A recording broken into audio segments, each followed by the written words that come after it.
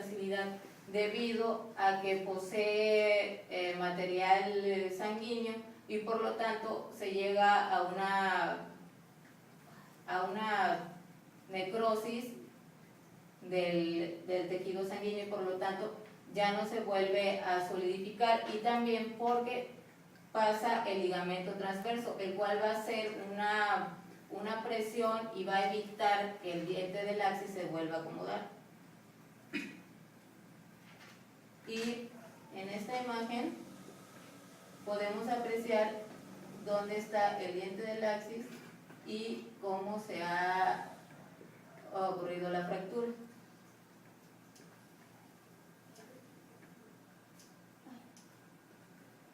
Bueno, la ruptura de los ligamentos alares.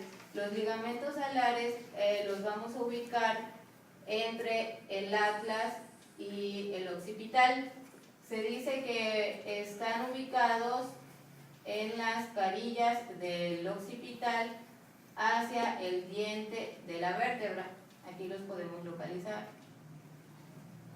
Esta fractura, la ruptura, perdón, de los ligamentos alares se da debido a algún movimiento brusco de estos ligamentos.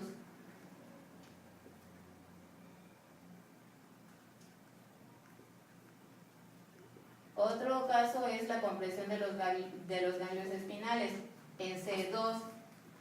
C2 va a estar delimitada en su parte superior por C1, por lo que se puede dar un problema en la compresión del ganglio espinal. En esta región podemos observar el ganglio espinal, y cuando hay una hiperextensión del cuello suele haber como un desplazamiento entre C1 y C2, que por ello va a dar la compresión de este ganglio. Como significancia clínica, la compresión del ganglio de espinal de C2 nos va a dar cefalea y principalmente también dolor en la región occipital.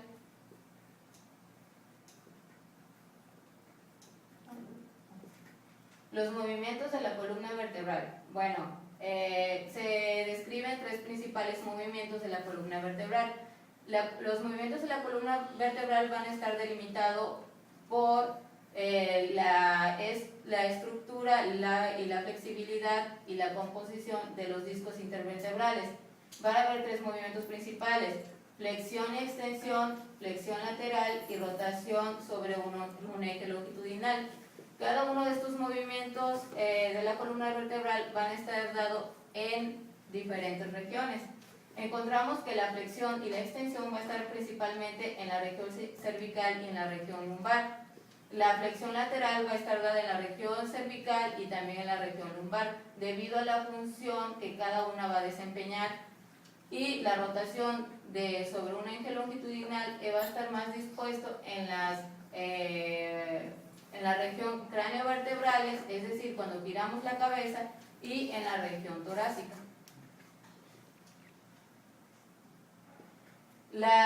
Los movimientos de la columna vertebral van a tener ciertas limitantes, van a estar limitados por el grosor y la elasticidad de los discos intervertebrales, por la forma y orientación de las articulaciones cigoapofisiarias, por la tensión de las causas auriculares, por la resistencia de los músculos de la espalda y la adhesión torácica, así como también la de sus masas o volumen circundante, es decir, tanto el peso que soporten y también dependiendo de los músculos que vayan a ayudar a esta.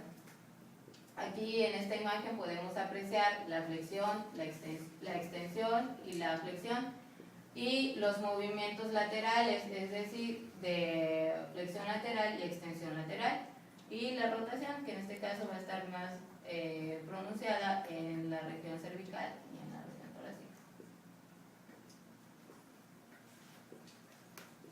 Siguiendo con el tema de movimientos de la columna vertebral y de sus limitantes, en los limitantes se van a presentar fracturas y subluxaciones vertebrales.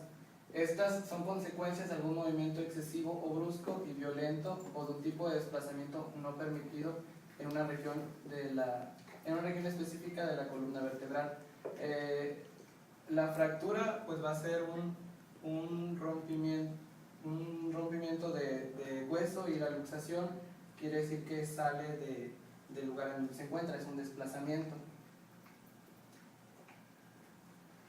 Una de las dorsiones más frecuentes es la dorsión de las vértebras cervicales.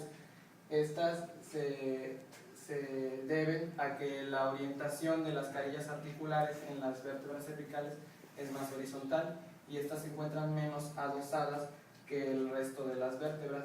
Por esto es más fácil que con menos presión y con un golpe con menos fuerza se puedan afectar más que el resto de las vértebras. Aquí tenemos un caso que ocurre seguido, es una lesión seguida en el juego de fútbol americano, que es un bloqueo facial se llama, y por tanto es ilegal, ya que en esta ocurre una hiperextensión del cuello.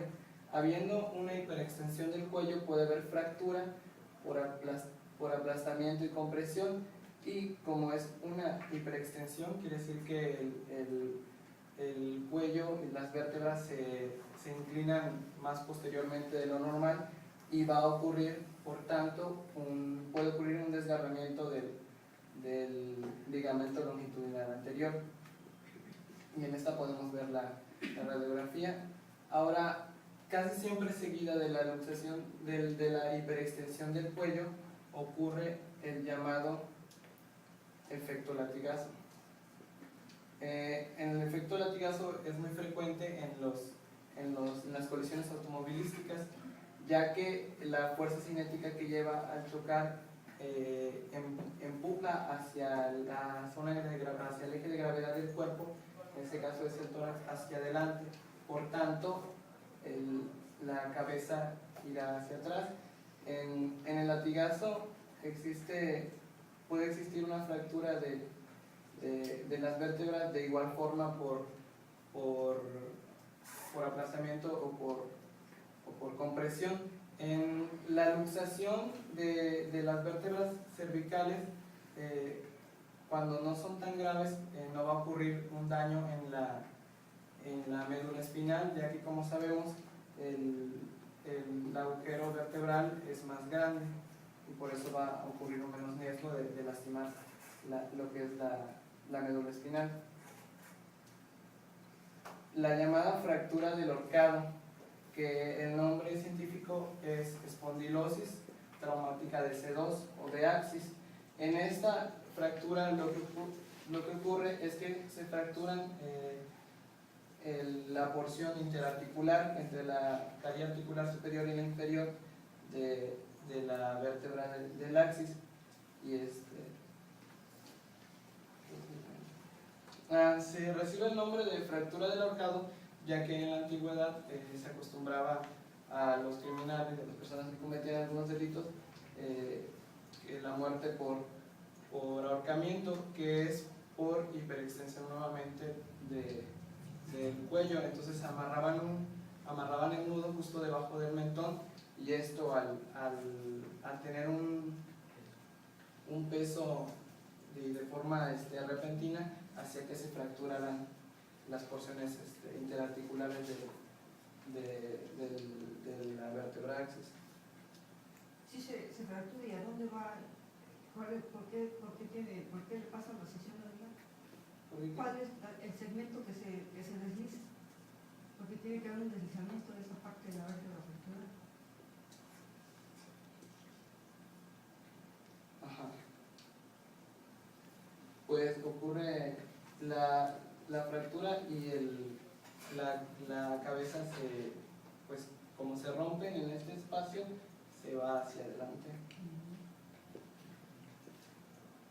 Ahora vamos a ver. ¿De quién? ¿Del paciente? Del paciente. No, donde está el diente, donde está el cuerpo del axis, entonces se va hacia adelante y ya secciona la médula, y pues es muerte instantánea. Ahora vamos a ver las curvaturas de la columna vertebral. La columna vertebral en los adultos tiene 4 curvaturas: cervical, torácica, lumbar y sacra. Las curvaturas torácica y sacra son cóncavas por delante, en este espacio, y la cervical y la lumbar son cóncavas por detrás. Vamos a encontrar la formación de las curvaturas vertebrales. La torácica y la lumbar van a ser curvaturas primarias, ya que desde un principio se van a formar desde el feto por su posición de flexión, y la cervical y la lumbar van a ser secundarias, ya que se van a formar en la lactancia cuando el bebé se encuentra en decúbito, y cuando ocurre la extensión. Los bebés, los fetos están en posición de flexión. Cuando el niño empieza a sentarse y a levantar la cabeza, empieza a ocurrir una extensión, y por tanto se empiezan a formar, y en la niñez se acentúan las curvaturas cervical y lumbar.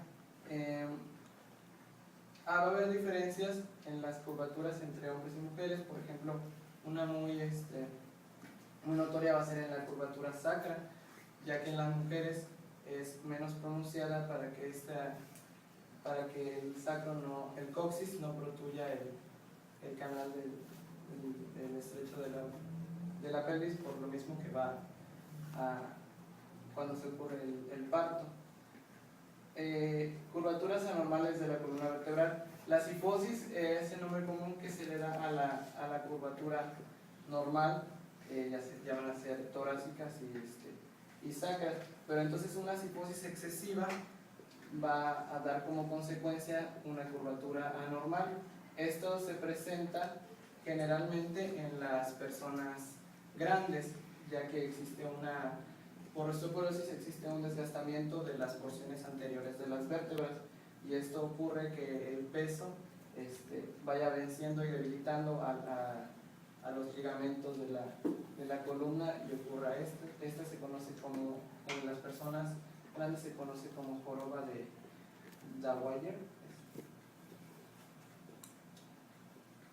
De igual forma vamos a tener otra frecuente, que es la escoliosis, y esta es cuando la columna pierde su eje vertical.